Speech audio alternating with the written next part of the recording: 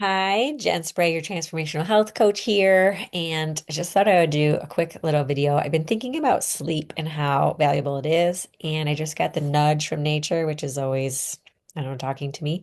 I saw Mr. Nibbles, the squirrel, crawl into his little hole with a bunch of leaves in his mouth, and the hole is like directly outside of my window, and it's so sweet to watch him feather his nest. Feathering our nest is valuable, and that's the point of this little YouTube. We must feather our nest so that we can nurture our rejuvenation. We can nurture um, the refilling of not only our physical self and cleaning up our system, but also we get to feather our nest for our psychology, for our nervous system.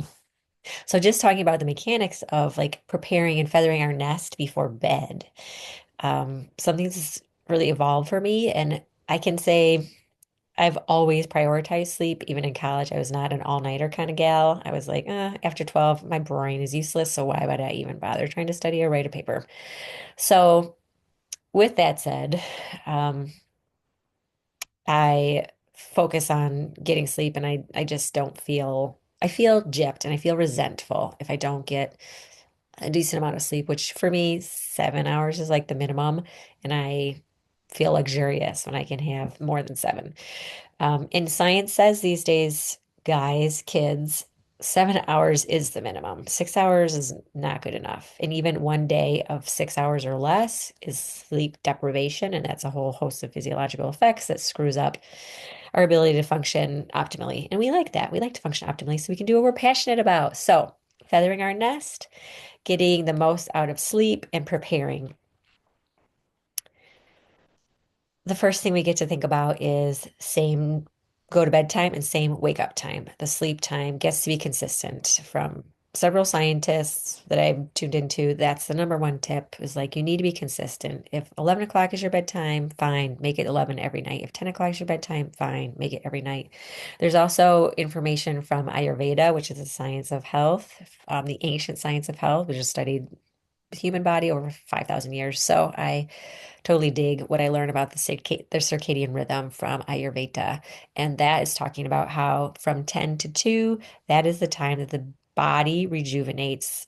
It cleans up itself and it needs the energy and it needs the time, the shutdown time for your brain, basically, so that it can do the work of cleaning up and preparing, rejuvenating, just getting ready for the next day. And if I go to bed at 11, then it doesn't shift from 11 to 3. You just miss an hour of that cleanup time. So, and if you're going to bed at 2, well, that's really messing up our circadian rhythm, possibly.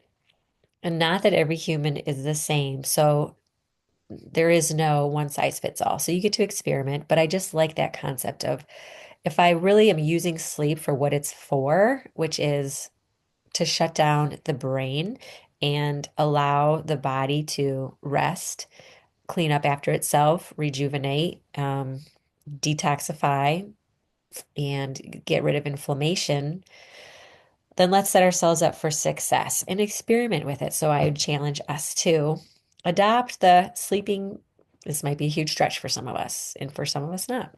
Adapt the I'll be asleep by 10 o'clock and possibly awake by 6 or before 6. And there's another Ayurveda tip here that between 2 and 6 is a time when waking up would actually be most beneficial according to our consciousness and our body rhythm, our circadian rhythm. And if we get up between 6 and 10, that's a more sluggish time of the day for us naturally, historically. So if we get up between 6 and 10, we might feel a little more sluggish and just have a slower, less efficient, productive morning. So you can think about that.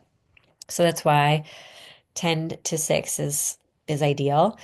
And when we think about preparing to sleep at 6, I've noticed, and I was just talking to a client yesterday, that 8 o'clock is when I start to think about going to bed. It used to be like 9:30. Oh, and I'll be the lights out by 10. Great. No. It would always be 10:30 at the earliest, and then I still was ramped up and not ready to sleep. So this is a big commitment. And for a lot of us, it's not the time of our life that we can think about going to bed at 8. That's fine. But when I say think about going to bed at 8, that's where I'm like, I'm doing for me, doing the dishes, cleaning up, making sure everything on the first floor and with my dad is set. And I feel a little bit of completion energy there. And then I start to make my way up, which by this time is 8:30, closer to 9. And I'm doing the teeth and any like self-care in the bathroom that I like to do before bed luxuriously. I'm not rushing through it. And it starts to feel official that I'm starting to go to bed.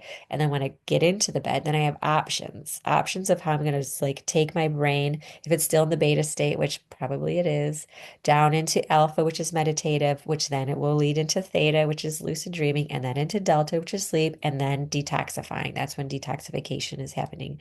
So thinking about reading something that is lovely, not something that is cortisol invoking, not something depressing or violent or something that I have no control over, like the news. We would not turn to that, but a lovely story. Lately, I've been doing Yoga Nidra, which is non-rest, non-sleep deep rest. And there's lots of research if you want to research non-sleep deep rest. Huberman has a bunch of information out there, and he has a nice 10-minute, a few of them probably, guided non-sleep deep rests. Yoga Nidra is that. Yoga Nidra is part of Ayurveda or India or yoga, and it is um, ancient, and it's a practice of allowing the body to sleep, but the consciousness, the mind is still awake and it can access that alpha state. And it's really delicious before bed. So I've been doing that probably for a week consistently, but I committed to it a while ago, and then I got sick and was doing all sorts of like just making it through. So kind of abandoning it regularly, which is fine. That's life. But now I'm doubling down. So it's 20 minutes that I've been doing every night for the last at least 7 days. Uh, I guess 8 now. And I sleep. It's lovely. And I'm waking up before the alarm clock. So I have it set for 5:55, 5:55, which is a fun number. And it's before 6. We're sliding right in there. And I've been waking up before then. So that's an option. Thinking about powering down earlier, getting off the screens if you can, but maybe you're reading on a screen, that's fine. And then allowing yourself to be luxurious before you get into bed is going to take that state, the beta state, which is high functioning thinking. Maybe the blinders are on. I might be in anxiety mode or stress mode. You're going to need some time to wind down from that. So, picking an activity, whether it's knitting, whether it is reading, whether it's a yoga practice, maybe a gentle stretching practice, maybe it's night stories or some other guided meditation. Oh, come on, of course. You want to intend to get the brain down into the alpha state and then the theta state, and then wake up and have your day and see how it goes. But any practice takes some time to reap the benefits. So trying it once probably is not enough data to see how it goes. So I encourage us to commit in yoga. My Ayurvedic practitioner is teaching me 40 days is the commitment. I've definitely committed to 40-day things before in yoga with specific meditative practices or eating practices. 40 days is a commitment, but that could be a goal. And other goal setting programs you hear 66 days is a number to really get it in there. 75 days is the number to get it in there. But pick a time. It could be 1 week is the number. That's usually the week I pick for like detoxing from crappy foods to get myself reset. So pick a number and commit to it, and then actually ask yourself the questions. How do I feel today? Give yourself rewards. Like, I did it. Like, look at me. I actually had the lights out by 10. Like, acknowledge what you're doing and then see the effects of it. So, sleeping, feathering our nest. I mean, Mr. Nibbles is preparing for sleep at 9:50 in the morning. I love that. He's feathering his nest. So let's make sleep more a bigger priority, because that detox time allows us to be efficient, allows us to have the energy for the next day to get the work done, to take care of ourselves so that we can take care of others and the world. So it's not selfish to think about starting to think about bed at 8 o'clock. That doesn't mean you're going to bed at 8. That means that's when I start to like shut things down and get off the screen. So yeah, I would be curious to hear your comments. What works for you type them below because we all learn from each other and everybody's different. So what's your menu, your nighttime menu, your nourishment menu, your wind down hour or your power down hour, whatever you want to call it. What's it like? And how do you benefit? And then give yourself some consistency. All right, Jen Sprague, Transformational Health Coach, helping us to be happy and joyful amidst the conditions that we have no control over. It's possible. And that is called 100% responsibility. So let's be responsible for ourselves and our sleep and set ourselves up for success and living our passionate lives, living our best self lives. And if this is valuable, then definitely keep tuning in. You can subscribe. And if you want to talk about, my sleep is a mess. I keep waking up. I can't fall asleep. I need more sleep, then direct message me, ask questions, or sign up for your free discovery session. It's a Zoom or it's a phone call. We can just talk about where you're at and where you can go. It's the baby steps. It is not a whole bunch of things all at once.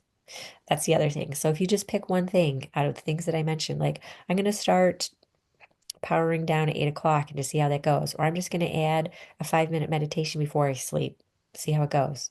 All right, we can do this and we do it much better when we do it together. So have that joyful, happy day and let's spread our passion in the world. That's why we're here. Okay, bye guys.